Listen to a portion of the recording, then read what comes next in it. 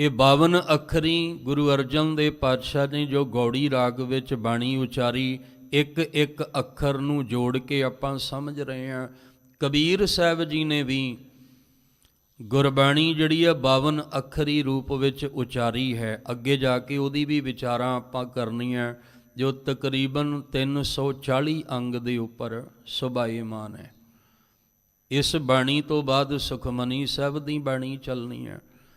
ਉਸ ਤੋਂ ਬਾਅਦ ਫਿਰ ਜਾ ਕੇ ਕਿਤੇ 340 ਅੰਗ ਤੇ ਕਬੀਰ ਸਾਹਿਬ ਜੀ ਵੱਲੋਂ ਉਚਾਰੀ 52 ਅੱਖਰੀ, ਉਹ ਫਿਰ ਉਹਦੀ ਵਿਚਾਰ ਨੂੰ ਆਪਾਂ ਸਮੇਂ ਦੇ ਮੁਤਾਬਕ ਸਮਝਾਂਗੇ।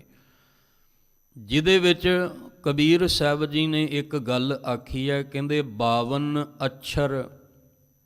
ਹੁਣ ਧਿਆਨ ਰੱਖਿਓ, ਇੱਕ ਗੱਲ ਉਹਨਾਂ ਨੇ ਜਿਹੜੀ ਆਖੀ ਹੈ ਵੀ ਅੱਖਰ ਖਿੰਡ ਜਾਣਗੇ, ਪਰ ਆਹ ਅੱਖਰ ਨਹੀਂ ਖਿੰਡਣੇ। ਇਹਨੂੰ ਥੋੜਾ ਸਮਝ ਲਿਓ। 52 ਅੱਖਰ ਲੋਕ ਤਰੈ, ਸਭ ਕਿਛ ਇਨ ਮਾਹੇ, ਇਨ ਹੀ ਮਾਹੇ। ਸਾਰਾ ਸੰਸਾਰ ਹੀ ਇਹਨਾਂ ਅੱਖਰਾਂ ਦੇ ਵਿੱਚ ਹੀ ਹੈ। ਭਾਵ ਸਾਰੇ ਸੰਸਾਰ ਦਾ ਨਾਮ ਅੱਖਰਾਂ ਦੇ ਵਿੱਚ ਹੀ ਬਿਆਨ ਕੀਤਾ ਜਾ ਸਕਦਾ ਹੈ, ਅੱਖਰਾਂ ਤੋਂ ਪਰੇ ਤੇ ਕੁਛ ਵੀ ਨਹੀਂ। 52 ਅੱਖਰ। ਹੁਣ ਆਪਾਂ ਪੜ੍ਹਿਆ ਅੱਖਰ ਛੱਛੇ ਦੇ ਨਾਲ, ਤੇ ਜੇ ਅੱਜ ਦੀ ਬੋਲੀ ਵਿੱਚ ਆਪਾਂ ਪੜਾਂਗੇ ਤੇ ਅੱਖਰ, ਜਿਵੇਂ ਅੱਜ ਗੁਰੂ ਅਰਜਨ ਦੇਵ ਜੀ ਨੇ ਵੀ ਅੱਖਰ ਵਰਤਿਆ, ਪਰ ਜਿਹੜਾ ਅੱਖਰ ਛੱਛੇ ਨਾਲ ਵਰਤਿਆ ਕਬੀਰ ਜੀ ਨੇ, ਉਹ ਸਦਾ ਰਹਿ ਗਿਆ ਗੁਰਬਾਣੀ ਵਿੱਚ। ਸਾਡੀ ਬੋਲੀ ਵਿੱਚ ਬਦਲ ਜਾਏਗਾ। ਅਸੀਂ ਅੱਜ ਅੱਖਰ ਨਹੀਂ ਕਵਾਂਗੇ, ਅੱਖਰ ਕਵਾਂਗੇ। ਅੱਜ ਅਸੀਂ, ਕਿਉਂਕਿ ਪੁਰਾਤਨ ਸਮੇਂ ਵਿੱਚ ਬਜ਼ੁਰਗ ਅੱਖਰ ਕਹਿੰਦੇ ਹੁੰਦੇ ਸੀ ਪੁਰਾਤਨ ਸਮੇਂ 'ਚ, ਪਰ ਅੱਜ ਅੱਖਰ ਕਹਿੰਦੇ ਆ। ਉਹ ਛੱਛਾ ਹਟ ਗਿਆ, ਮਿਟ ਗਿਆ। ਪਰ ਜਿਹੜਾ ਗੁਰਬਾਣੀ ਦੇ ਵਿੱਚ ਸੁਭਾਏਮਾਨ ਹੋ ਗਿਆ, ਉਹ ਸਦੀਵੀ ਹੈ, ਉਹ ਸਦਾ ਰਹਿਣ ਵਾਲਾ, ਇਹ ਖਿੰਡਣ ਵਾਲਾ ਨਹੀਂ ਹੈ। ਅਸੀਂ ਜਦੋਂ ਗੁਰਬਾਣੀ ਪੜਾਂਗੇ ਤੇ ਅਸੀਂ ਪੜਾਂਗੇ ਕਾਗਦ, ਦੱਦੇ ਦੇ ਨਾਲ ਪੜਾਂਗੇ ਕਾਗਦ। ਅੱਜ ਦੀ ਬੋਲੀ ਵਿੱਚ ਅਸੀਂ ਬੋਲਾਂਗੇ ਕਾਗਜ਼, ਜੱਜਾ ਬੋਲਾਂਗੇ ਨਾ ਕਾਗਜ਼। ਪਰ ਜਦੋਂ ਗੁਰਬਾਣੀ ਤੁਸੀਂ ਪੜੋਗੇ ਤੇ ਉੱਥੇ ਤੁਸੀਂ ਕਾਗਦ ਹੀ ਪੜੋਗੇ, ਕਿਉਂਕਿ ਉਹ ਅੱਖਰ ਸਦਾ ਲਈ ਗੁਰੂ ਗ੍ਰੰਥ ਸਾਹਿਬ ਵਿੱਚ ਸਮਾ ਗਏ ਨੇ। ਇਹ ਨਹੀਂ ਮਿਟ ਸਕਦੇ। ਸਾਡੀ ਬੋਲੀ ਵਿੱਚੋਂ ਤਾਂ ਅੱਖਰ ਮਿਟ ਸਕਦੇ ਆ, ਪਰ ਗੁਰੂ ਗ੍ਰੰਥ ਸਾਹਿਬ ਵਿੱਚ ਜਿਹੜੇ ਅੱਖਰ ਨੇ ਇਹ ਕਦੇ ਵੀ ਮਿਟ ਨਹੀਂ ਸਕਦੇ। ਇਸੇ ਲਈ ਉਹਨਾਂ ਨੇ ਆਖਿਆ ਸੀ ਇਹ ਅੱਖਰ ਖਿਰ ਜਾਏਂਗੇ। ਹੁਣ ਆਪਾਂ ਖਿੰਡ ਕਹਿੰਦੇ ਅੱਜ ਦੇ ਬੋਲੀ ਵਿੱਚ ਵੀ ਖਿੰਡ ਜਾਣਗੇ, ਪਰ ਕਬੀਰ ਜੀ ਕਹਿੰਦੇ ਖਿਰ ਜਾਏਂਗੇ। ਓਏ ਅੱਖਰ ਇਨ ਮੈਂ ਨਾਹੇ। 52 ਅੱਖਰੀ ਵਿੱਚ ਕਬੀਰ ਸਾਹਿਬ ਜੀ ਕਹਿੰਦੇ ਨੇ ਕਿ ਇਹ ਅੱਖਰ ਖਿਰ ਜਾਏਂਗੇ। ਓਏ ਅੱਖਰ ਇਨ ਮੈਂ ਨਾਹੇ।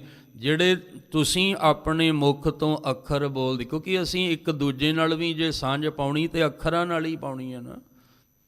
ਹੁਣ ਇੱਕ ਦੂਜੇ ਦੀ ਗੱਲ ਸਮਝਣੀ ਹੈ ਤੇ ਅੱਖਰਾਂ ਨਾਲ ਹੀ ਸਮਝਾਂਗੇ। ਜੇ ਸਾਡੇ ਕੋਲ ਅੱਖਰ ਨਹੀਂ ਹੋਣਗੇ ਤੇ ਫਿਰ ਇਸ਼ਾਰੇ ਕਰਾਂਗੇ ਇੱਕ ਦੂਜੇ ਨੂੰ, ਉਹ ਸਮਝ ਨਹੀਂ ਆਉਣੇ ਵੀ ਇਹ ਕੀ ਕਹਿੰਦਾ ਹੈ। ਜੇ ਸਾਡੇ ਕੋਲ ਅੱਖਰ ਨੇ, ਬੋਲੀ ਹੈ, ਭਾਸ਼ਾ ਹੈ, ਤਾਂ ਹੀ ਅਸੀਂ ਇੱਕ ਦੂਜੇ ਦੀ ਗੱਲ ਸਮਝ ਸਕਦੇ ਹਾਂ। ਉਹ ਅੱਖਰਾਂ ਨਾਲ ਹੀ ਬੋਲੀ ਬਣਨੀ ਹੈ, ਅੱਖਰਾਂ ਨਾਲ ਭਾਸ਼ਾ ਬਣਨੀ ਹੈ।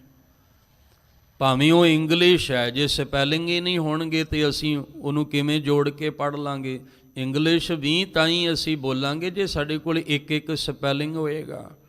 ਉਰਦੂ ਵੀ ਅਸੀਂ ਤਾਂ ਹੀ ਬੋਲਾਂਗੇ, ਪੜ੍ਹਾਂਗੇ ਜੇ ਉਹਦੇ ਅੱਖਰ ਹੋਣਗੇ। ਭਾਵੇਂ ਫਾਰਸੀ ਹੈ, ਭਾਵੇਂ ਹਿੰਦੀ ਹੈ, ਭਾਵੇਂ ਜਿਹੜੀ ਹੈ ਇਹ ਪੰਜਾਬੀ ਹੈ, ਇਹਦੇ ਅੱਖਰ ਹੀ ਜਿਹੜੇ ਨੇ ਉਹ ਸਾਨੂੰ ਗਿਆਨ ਕਰਾਉਂਦੇ ਆ।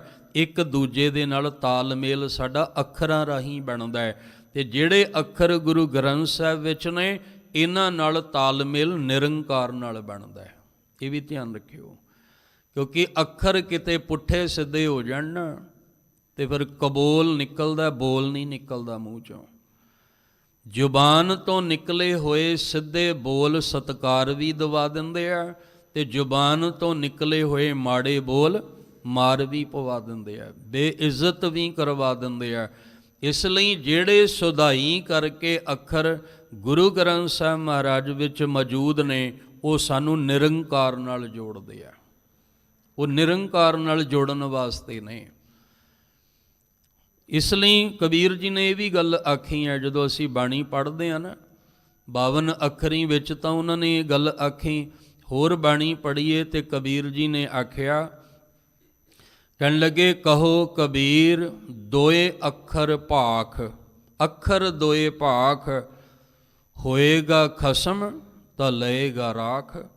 ਹੁਣ ਇਹ ਨਹੀਂ ਵੀ ਖਸਮ ਹੋਏਗਾ ਤਾਂ ਰੱਖ ਲਏਗਾ, ਇਹਦਾ ਮਤਲਬ ਯਕੀਨ ਨਹੀਂ, ਵਿਸ਼ਵਾਸ ਨਹੀਂ ਵੀ ਉਹ ਹੈਗਾ ਵੀ ਹੈ ਕਿ ਨਹੀਂ ਹੈ। ਇਹਦਾ ਅਰਥ ਇਹ ਨਹੀਂ ਬਣਨਾ ਵੀ ਹੋਏਗਾ ਖਸਮ ਤਾਂ ਲਏਗਾ ਰਾਖ। ਇਹਦਾ ਅਰਥ ਹੈ ਵੀ ਤੂੰ ਆਪਣੇ ਮੁਖ ਤੋਂ 2 ਅੱਖਰਾਂ ਦਾ ਉਚਾਰਨ ਕਰੀ ਚੱਲ। ਰਾਮ, ਰਾਮ 2 ਹੀ ਅੱਖਰ ਨੇ, ਤੂੰ ਰਾਮ ਦਾ ਉਚਾਰਨ ਜਿਹੜਾ ਉਹ ਕਰੀ ਚੱਲ। ਜੇ ਉਸ ਖਸਮ ਨੂੰ ਭਾਵੇਗਾ ਤੇ ਤੈਨੂੰ ਰੱਖ ਲਏਗਾ। ਇਹਦਾ ਅਰਥ ਇਹ ਹੈ, ਜੇ ਉਹਨੂੰ ਭਾ ਜਾਵੇਗਾ, ਕਿਉਂਕਿ ਰਾਮ ਰਾਮ ਕਰਤਾ ਸਭ ਜਗ ਫਿਰੈ, ਰਾਮ ਨਾ ਪਾਇਆ ਜਾਏ। ਕਹਿੰਦੇ ਜੇ ਤੂੰ ਭਾਵਨਾ ਨਾਲ ਭਿੱਜ ਕੇ ਭਰੋਸਾ ਰੱਖ ਕੇ ਉਹਦਾ ਉਹ ਨਾਮ ਉਚਾਰੇਂਗਾ, ਤੇ ਜੇ ਉਹਨੂੰ ਭਾ ਗਿਆ ਤੇ ਤੈਨੂੰ ਹਰ ਥਾਂ ਤੇ, ਹਰ ਜਗ੍ਹਾ ਤੇ, ਹਰ ਮੁਸੀਬਤ ਦੀ ਘੜੀ ਵਿੱਚ ਤੈਨੂੰ ਉਹ ਰੱਖ ਲਏਗਾ। ਤੂੰ ਆਪਣੇ ਵੱਲੋਂ ਉਹਦੇ ਨਾਮ ਦਾ ਉਚਾਰਨ ਕਰੀ ਚੱਲ। ਹੁਣ ਨਾਮ ਵੀ ਤਾਂ ਹੀ ਉਚਾਰਾਂਗੇ ਜੇ ਸਾਡੇ ਕੋਲ ਅੱਖਰ ਹੋਣਗੇ। ਜੇ ਆਪਾਂ ਇਹ ਸ਼ਬਦ ਸਮਝ ਰਹੇ ਹਾਂ ਤੇ ਅੱਖਰਾਂ ਨਾਲ ਹੀ ਸਮਝ ਰਹੇ ਹਾਂ। ਨਹੀਂ ਤੇ ਤੁਹਾਨੂੰ ਅੱਖਰ ਦੀ ਸਮਝ ਹੈ।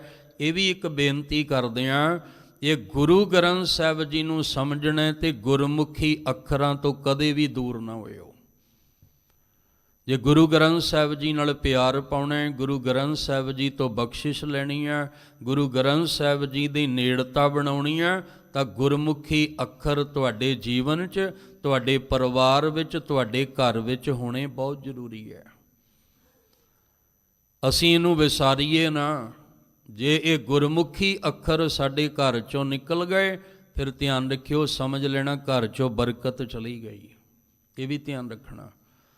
ਜਿਸ ਦਿਨ ਸਾਡੇ ਘਰਾਂ ਵਿੱਚੋਂ ਦੀ ਭਾਵੇਂ ਹਿਰਦਾ ਰੂਪੀ ਘਰ ਹੋਵੇ ਤੇ ਭਾਵੇਂ ਜਿਸ ਘਰ 'ਚ ਅਸੀਂ ਰਹਿੰਦੇ ਹਾਂ, ਜਿਸ ਦਿਨ ਤੁਹਾਡੇ ਹਿਰਦੇ ਵਿੱਚੋਂ ਵੀ ਗੁਰਮੁਖੀ ਅੱਖਰ ਨਿਕਲ ਗਏ ਤੇ ਜਿਸ ਦਿਨ ਤੁਹਾਡੇ ਰਹਿਣ ਵਾਲੇ ਘਰ ਵਿੱਚੋਂ ਵੀ ਗੁਰਮੁਖੀ ਅੱਖਰ ਨਿਕਲ ਗਏ, ਸਮਝ ਲੈਣਾ ਘਰ 'ਚੋਂ ਬਰਕਤ ਚਲੀ ਗਈ।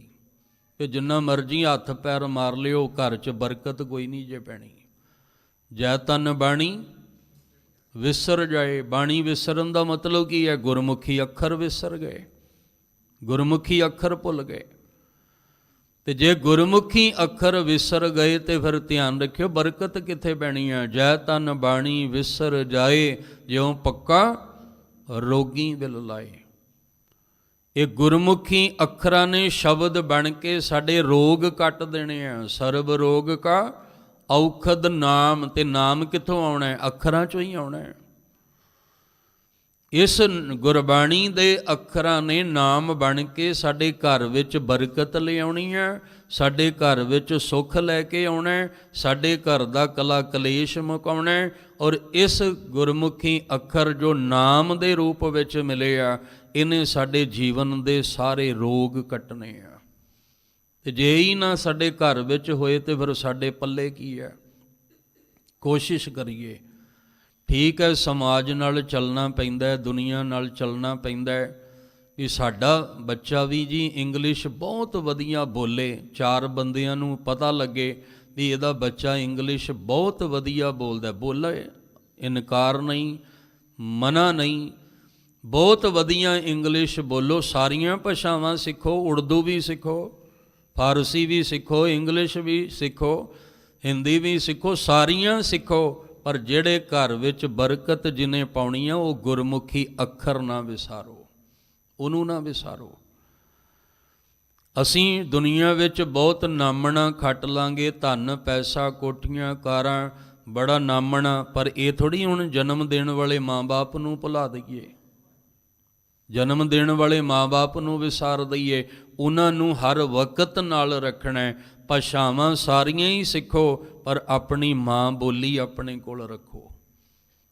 ਜਿਹਨੇ ਸਾਡੀ ਪਛਾਣ ਬਣਾਈ ਹੈ। ਬੜੇ ਮਾਣ ਨਾਲ ਕਹਿੰਦੇ ਅਸੀਂ ਪੰਜਾਬੀ ਹਾਂ। ਇਹ ਕਿਹੜੇ ਮਾਣ ਨਾਲ ਕਹਿੰਦੇ ਅਸੀਂ ਪੰਜਾਬੀ ਹਾਂ? ਪੰਜਾਬੀ ਤੇ ਬੋਲਣੀ ਕੋਈ ਨਹੀਂ ਆਉਂਦੀ। ਫਿਰ ਕਿਹੜੇ ਮੂੰਹ ਨਾਲ ਕਵਾਂਗੇ ਕਿ ਅਸੀਂ ਪੰਜਾਬੀ ਹਾਂ, ਜੇ ਮੁੱਖ ਤੇ ਪੰਜਾਬੀ ਸਾਡੇ ਅੱਖਰ ਹੀ ਕੋਈ ਨਾ ਰਹੇ, 35 ਅੱਖਰ ਹੀ ਸਾਡੇ ਕੋਲ ਨਾ ਰਹੀ ਤਾਂ। ਇਸ ਲਈ ਇਹ ਅੱਖਰ ਜਿਹੜੇ ਸਾਨੂੰ ਮਿਲੇ ਆ ਇਹ ਸਾਡੀ ਮਾਂ ਬੋਲੀ ਦੇ ਨੇ। ਹੁਣ ਗੁਰੂ ਗ੍ਰੰਥ ਸਾਹਿਬ ਵਿੱਚ ਕਿੰਨੀਆਂ ਭਾਸ਼ਾਵਾਂ ਨੇ। ਗੁਰੂ ਗ੍ਰੰਥ ਸਾਹਿਬ ਵਿੱਚ ਉਰਦੂ ਵੀ ਹੈ, ਫਾਰਸੀ ਵੀ ਹੈ, ਹਿੰਦੀ ਭਾਸ਼ਾ ਵੀ ਹੈ ਗੁਰੂ ਗ੍ਰੰਥ ਸਾਹਿਬ ਮਹਾਰਾਜ, ਪਰ ਅਸੀਂ ਸਾਰੀ ਦੀ ਸਾਰੀ ਬਾਣੀ ਗੁਰਮੁਖੀ ਅੱਖਰਾਂ ਵਿੱਚ ਪੜ੍ਹਦੇ ਹਾਂ। ਪੜ੍ਹ ਉਰਦੂ ਰਹੇ ਹਾਂ ਪਰ ਪੜ੍ਹ ਗੁਰਮੁਖੀ ਅੱਖਰਾਂ 'ਚ ਰਹੇ ਹਾਂ। ਪੜ੍ਹ ਅਸੀਂ ਜਿਹੜਾ ਉਹ ਸਹਿਸਕ੍ਰਿਤੀ ਪੜ੍ਹ ਰਹੇ ਹਾਂ, ਜਿਹੜਾ ਸੰਸਕ੍ਰਿਤ ਦਾ ਦੂਜਾ ਰੂਪ ਹੈ। ਸਹਿਸਕ੍ਰਿਤੀ ਪੜ੍ਹ ਰਹੇ ਹਾਂ, ਪੜ੍ਹ ਰਹੇ ਹਾਂ ਗੁਰਮੁਖੀ ਅੱਖਰਾਂ ਦੇ ਵਿੱਚ। ਅਸੀਂ ਫਾਰਸੀ ਉੱਦਾਂ ਫਾਰਸੀ ਕਿੱਥੇ ਸਾਨੂੰ ਪੜ੍ਹਨੀ ਆਉਣੀ ਆ, ਉਰਦੂ ਕਿੱਥੋਂ ਪੜ੍ਹ ਲਾਂਗੇ ਅਸੀਂ, ਪਰ ਗੁਰਮੁਖੀ ਅੱਖਰਾਂ ਵਿੱਚ ਅਸੀਂ ਪੜ੍ਹ ਕੇ ਉਹਨੂੰ ਸਮਝ ਰਹੇ ਹਾਂ। ਕਿਉਂਕਿ ਮਹਾਰਾਜ ਨੇ ਸਾਨੂੰ ਮਾਤਰ ਭਾਸ਼ਾ ਜਿਹੜੀ ਸਾਨੂੰ ਦਿੱਤੀ ਹੈ, ਸਾਰੀਆਂ ਭਾਸ਼ਾਵਾਂ ਨੂੰ ਕਨਵਰਟ ਕੀਤਾ ਗਿਆ ਗੁਰਮੁਖੀ ਅੱਖਰਾਂ ਦੇ ਵਿੱਚ।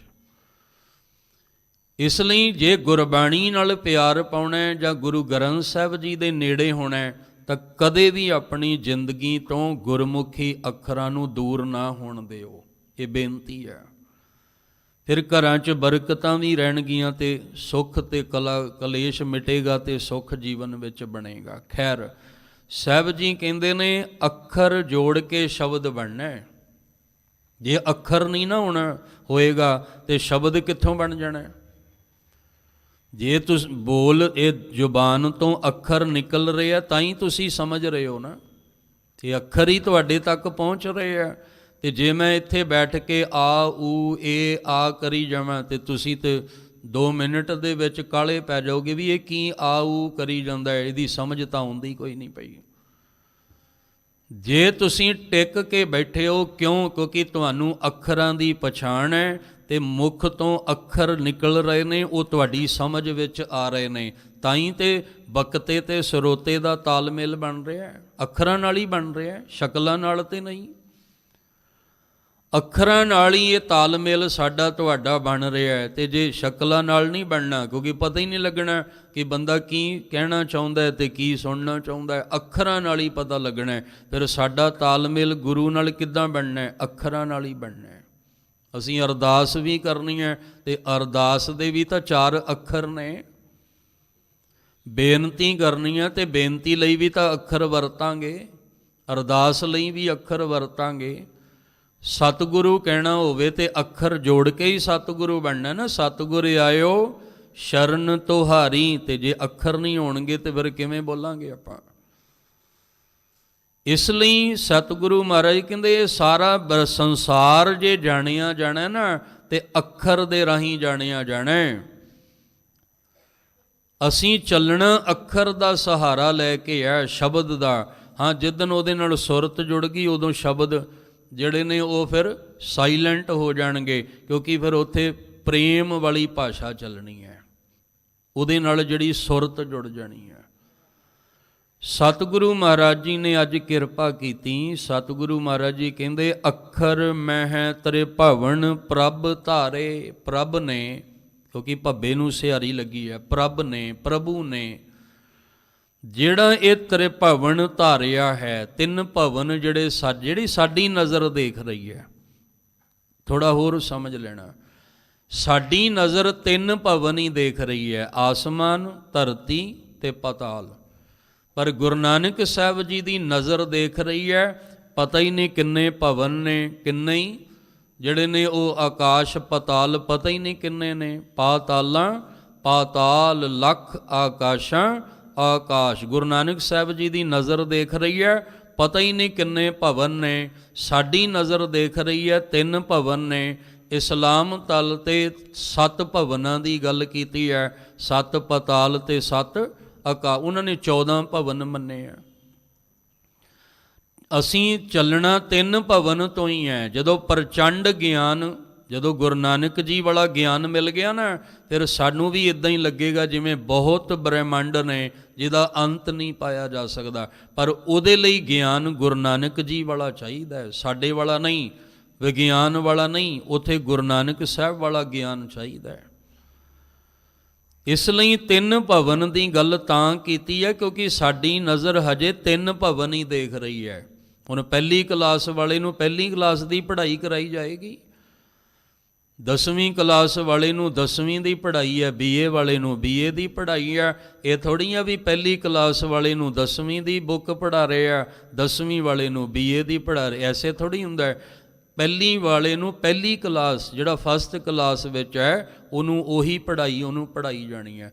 ਹਜੇ ਸਾਡੀ ਨਜ਼ਰ 3 ਭਵਨ ਦੇਖ ਰਹੀ ਹੈ, ਇਸ ਲਈ ਮਹਾਰਾਜ ਨੇ ਗੱਲ ਵੀ 3 ਭਵਨਾਂ ਦੀ ਕੀਤੀ ਹੈ, ਕਿਉਂਕਿ 3 ਭਵਨ ਦਾ ਨਾਮ ਸਾਨੂੰ ਪਤਾ ਹੈ। ਇਹ ਆਸਮਾਨ ਹੈ, ਇਹ ਸੂਰਜ ਹੈ, ਇਹ ਚੰਦਰਮਾ ਹੈ, ਇਹ ਤਾਰੇ ਨੇ, ਇਹ ਪਹਾੜ ਹੈ, ਇਹ ਧਰਤੀ ਹੈ, ਇਹ ਪਤਾਲ ਹੈ। ਇਸ ਪਤਾਲ ਵਿੱਚ ਆ ਜੀ ਰਹਿੰਦੇ ਆ, ਤਿੰਨਾਂ ਦਾ ਹੀ ਪਤਾ ਸਾਨੂੰ। ਤੇ ਮਹਾਰਾਜ ਕਹਿੰਦੇ ਜਿਹੜੇ 3 ਭਵਨ ਉਹਨੇ ਧਾਰੇ ਨੇ, ਉਹਨੇ ਜਿਹੜੇ ਬਣਾਏ ਨੇ, ਇਹ ਵੀ ਅੱਖਰਾਂ ਨਾਲ ਹੀ ਸਮਝ ਆਉਣੇ ਆ, ਅੱਖਰਾਂ ਤੋਂ ਬਿਨਾਂ ਸਮਝ ਨਹੀਂ ਆਉਣੇ। ਇਹ ਅੱਖਰ ਨਾਲ ਹੀ ਇਹਦਾ ਗਿਆਨ ਹੋਣਾ, ਅੱਖਰ ਨਾਲ ਹੀ ਇਹਦੀ ਸਮਝ ਆਉਣੀ ਹੈ।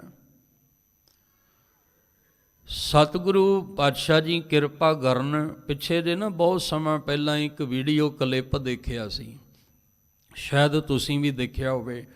ਇੱਕ ਨਾ ਸੱਜਣ ਨਿਤਨੇਮ ਦਾ ਗੁਟਕਾ ਸਾਹਿਬ ਲੈ ਕੇ ਬੈਠਾ ਤੇ 10 ਮਿੰਟਾਂ 'ਚ ਸਾਰਾ ਹੀ ਗੁਟਕਾ ਸਾਹਿਬ ਸੰਪੂਰਨ ਕਰਤਾ, 10 ਮਿੰਟਾਂ ਦੇ ਵਿੱਚ ਹੀ। ਨਾਲ ਦਾ ਦੇਖ ਰਿਹਾ ਸੀ ਵੀ ਪੰਨੇ ਪਰਤਾਈ ਜਾਂਦਾ ਵੀ ਇੰਨਾ ਪਾਠ ਨਾਲ ਜੁੜਿਆ, ਇੰਨਾ ਚਲੰਤ ਪਾਠ ਹੈ ਇਹਦਾ। ਉਹਨੂੰ ਪੁੱਛਿਆ ਵੀ ਭਾਈ ਸਾਹਿਬ ਜੀ ਤੁਸੀਂ 10 ਮਿੰਟਾਂ ਦੇ ਵਿੱਚ ਇਹ ਨਿਤਨੇਮ ਦਾ ਗੁਟਕਾ ਸਾਹਿਬ ਸੰਪੂਰਨ ਕਰ ਲਿਆ, ਬੜੀ ਕਮਾਲ ਦੀ ਗੱਲ ਹੈ ਵੀ ਇੰਨਾ ਤੁਸੀਂ ਬਾਣੀ ਤੁਹਾਡੀ ਚਲੰਤ ਹੈ। ਉਹ ਕਹਿੰਦਾ ਕਾਹਦੀ ਚਲੰਤ ਹੈ, ਮੈਨੂੰ ਤਾਂ ਇੱਕ ਅੱਖਰ ਨਹੀਂ ਪਤਾ ਉੱਥੇ ਕੀ ਲਿਖਿਆ ਹੈ, ਮੈਨੂੰ ਤਾਂ ਇੱਕ ਵੀ ਨਹੀਂ ਪਤਾ, ਮੈਂ ਤਾਂ ਸਿਰਫ ਦੇਖ ਹੀ ਰਿਹਾ ਸੀ। ਬਾਕੀ ਸਾਰੇ ਗੁਟਕਾ ਸਾਹਿਬ ਲੈ ਕੇ ਬੈਠੇ ਸੀ ਤੇ ਮੈਂ ਵੀ ਲੈ ਕੇ ਬੈਠ ਗਿਆ, ਬਸ ਉਹ ਅੰਗ ਹੀ ਪਰਤਾਉਂਦਾ ਰਿਹਾ, ਪੱਤਰ ਹੀ ਪਰਤਾਉਂਦਾ ਰਿਹਾ। ਮੈਨੂੰ ਨਹੀਂ ਪਤਾ ਇਹਦੇ ਵਿੱਚ ਕੀ ਅੱਖਰ ਲਿਖਿਆ, ਮੈਨੂੰ ਤੇ ਊੜਾ ਐੜਾ ਨਹੀਂ ਆਉਂਦਾ। ਫਿਰ ਕੀ ਪਤਾ ਲੱਗੇਗਾ ਗੁਰਬਾਣੀ ਕੀ ਕਹਿ ਰਹੀ ਹੈ, ਕਿਵੇਂ ਪਤਾ ਲੱਗੇਗਾ ਜਪਜੀ ਸਾਹਿਬ ਦੀਆਂ 38 ਪੌੜੀਆਂ ਸਾਨੂੰ ਕਿਹੜੀਆਂ ਪੌੜੀਆਂ ਚੜ੍ਹਨ ਵਾਸਤੇ ਕਹਿੰਦੀ ਹੈ, ਕਿੱਥੇ ਪਹੁੰਚਣ ਵਾਸਤੇ ਕਹਿੰਦੀ ਹੈ। ਇਸ ਲਈ ਮਹਾਰਾਜ ਕਹਿੰਦੇ ਅੱਖਰਾਂ ਦਾ ਗਿਆਨ ਤੈਨੂੰ ਕੰਨਾਂ ਦੇ ਰਾਹੀਂ। ਹੁਣ ਜ਼ਰੂਰੀ ਨਹੀਂ ਕਿ ਹੁਣ ਸਾਡੇ ਕਈ ਬਜ਼ੁਰਗ ਐਸੇ ਆ ਜਿਹੜੇ ਪੜ੍ਹੇ ਹੀ ਨਹੀਂ, ਕੋਈ ਘਰ ਦੀਆਂ ਮਜਬੂਰੀਆਂ ਐਸੀਆਂ ਨੇ, ਕਈ ਨਹੀਂ ਪੜ੍ਹ ਸਕੇ ਕਿਉਂਕਿ ਘਰ ਦੀ ਮਜਬੂਰੀਆਂ ਸੀ ਕਿ ਬਚਪਨ ਤੋਂ ਹੀ ਕੰਮ 'ਤੇ ਲੱਗਣਾ, ਉਹ ਨਹੀਂ ਪੜ੍ਹ ਸਕੇ ਉਹ। ਪਰ ਧਿਆਨ ਰੱਖਿਓ, ਮਹਾਰਾਜ ਕਹਿੰਦੇ ਜ਼ਰੂਰੀ ਨਹੀਂ ਇਹਨਾਂ ਅੱਖਰਾਂ ਨੂੰ ਅੱਖਾਂ ਨਾਲ, ਪਹਿਲਾਂ ਕੰਨਾਂ ਨਾਲ ਸੁਣ। ਇਹ ਅੱਖਰ ਤੈਨੂੰ ਕੰਨਾਂ ਨਾਲ ਸੁਣ ਕੇ ਵੀ ਸਮਝ ਆ ਜਾਣਗੇ। ਸੁਣ, ਪਹਿਲਾਂ ਸੁਣਨ। ਹੁਣ ਬੱਚੇ ਨੂੰ ਪਹਿਲਾਂ ਅੱਖਾਂ ਥੋੜ੍ਹੀ ਦੱਸਦੀਆਂ ਨੇ ਵੀ ਇਹ ਊੜਾ ਐੜਾ, ਉਹ ਪਹਿਲਾਂ ਕੰਨਾਂ ਤੋਂ ਸੁਣਦਾ ਹੈ ਨਾ। ਬੱਚਾ ਥੋੜ੍ਹੀ ਇਹ ਵੀ ਜੰਮਦਿਆਂ ਹੀ ਉਹਦੇ ਸਾਹਮਣੇ ਤਸਵੀਰ ਰੱਖ ਦਿਓ, ਐਪਲ ਦੀ, ਸੇਬ ਦੀ ਰੱਖ ਦਿਓ, ਜਾਂ ਸੰਗਤਰੇ ਦੀ ਰੱਖ ਦਿਓ, ਜਾਂ ਕੋਈ ਬੱਸ ਬਣਾ ਕੇ, ਕੋਈ ਸਾਈਕਲ ਬਣਾ ਕੇ ਰੱਖ ਦਿਓ। ਉਹ ਦੇਖ ਦੇਖ ਕੇ ਥੋੜ੍ਹੀ ਦੱਸੇਗਾ, ਉਹਨੂੰ ਪਹਿਲਾਂ ਸੁਣਾਉਣਾ ਪਏਗਾ ਕੰਨਾਂ 'ਚੋਂ ਵੀ ਇਹਨੂੰ ਬੱਸ ਕਹਿੰਦੇ ਆ, ਇਹਨੂੰ ਸਾਈਕਲ ਕਹਿੰਦੇ ਆ, ਇਹਨੂੰ ਟਰੇਨ ਕਹਿੰਦੇ ਆ, ਇਹਨੂੰ ਸੰਗਤਰਾ ਕਹਿੰਦੇ ਆ। ਉਹ ਤਾਂ ਫਿਰ ਅੱਖਰ ਦੀ ਪਛਾਣ ਹੋਣੀ ਹੈ। ਪਹਿਲਾਂ ਅਸੀਂ ਗੁਰਦੁਆਰਾ ਸਾਹਿਬ ਆ ਕੇ ਬਾਣੀ ਸੁਣਨ ਵਾਲੇ ਬਣੀਏ, ਪਹਿਲਾਂ ਸੁਣੀਏ, ਫਿਰ ਸਾਨੂੰ ਅੱਖਰ ਦੀ ਸਮਝ ਆਏਗੀ ਤੇ ਮੰਨਾਂਗੇ। ਜੇ ਸੁਣਿਆ ਹੀ ਨਹੀਂ ਤੇ ਮੰਨਣਾ ਕੀ ਹੈ, ਜੇ ਮੰਨਿਆ ਹੀ ਨਹੀਂ ਤੇ ਪ੍ਰਵਾਨ ਕਿੱਦਾਂ ਹੋ ਜਾਵਾਂਗੇ। ਜਪਜੀ ਸਾਹਿਬ ਜੀ ਦੀ ਇਹ ਖੇਡ, ਜਪਜੀ ਸਾਹਿਬ ਜੀ ਦਾ ਇਹ ਨੁਕਤਾ ਹੀ ਕਿਤੇ ਸਮਝ ਆ ਜਾਏ। ਪਹਿਲਾਂ ਸੁਣਿਆ, ਫਿਰ ਮੰਨਿਆ, ਫਿਰ ਪ੍ਰਵਾਨ। ਸੁਣਨਾ ਹੀ ਤੇ ਨਹੀਂ ਆ ਰਿਹਾ, ਸੁਣਾਉਣਾ ਆ ਰਿਹਾ ਪਰ ਸੁਣਨਾ ਨਹੀਂ ਆ ਰਿਹਾ, ਮਨਾਉਣਾ ਆ ਰਿਹਾ, ਮੰਨਣਾ ਨਹੀਂ ਆ ਰਿਹਾ। ਬਸ ਆਹ ਕਮੀ ਹੈ ਸਾਡੀ। ਹੁਣ ਇੱਥੇ 1 ਘੰਟਾ ਬੋਲਣਾ ਤੇ ਸੁਣਾਉਣਾ ਤੇ ਸੌਖਾ ਹੈ, ਉੱਥੇ ਬੈਠ ਕੇ ਸੁਣਨਾ ਬੜਾ ਔਖਾ ਹੈ। 5 ਮਿੰਟ ਬਹਿ ਕੇ ਜੇ ਮੇਰੇ ਵਰਗੇ ਨੂੰ ਕਹੋ ਨਾ ਵੀ ਬੈਠ ਕੇ ਤੂੰ ਵੀ ਕਿਸੇ ਦੀ ਕਥਾ ਸੁਣ ਲੈ, ਬੜਾ ਔਖਾ ਹੋਏਗਾ, ਕਿਉਂਕਿ ਮੈਨੂੰ ਪਤਾ ਵੀ ਮੈਂ ਬੋਲਦਾ। ਇੱਥੇ ਬੈਠ ਕੇ ਸੁਣਾਉਣਾ ਬੜਾ ਸੌਖਾ ਹੈ, ਉੱਥੇ ਬੈਠ ਕੇ ਸੁਣਨਾ ਬੜਾ ਔਖਾ ਹੈ। ਮਨਾਉਣਾ ਬੜਾ ਸੌਖਾ ਹੈ, ਮੰਨਣਾ ਬੜਾ ਔਖਾ ਹੈ। ਮੰਨਣ ਵਾਲੇ ਨੂੰ ਮਹਾਨ ਕਿਹਾ ਗਿਆ ਹੈ। ਮੰਨਣ ਵਾਲੇ ਨੂੰ ਸਾਹਿਬ ਕਹਿੰਦੇ ਨੇ ਪਹਿਲਾਂ ਸੁਣ ਲੈ, ਫਿਰ ਜਦੋਂ ਮੰਨ ਲਏਗਾ, ਮੰਨੇ ਕੀ ਗਤ ਕਹੀ ਨਾ ਜਾਏ।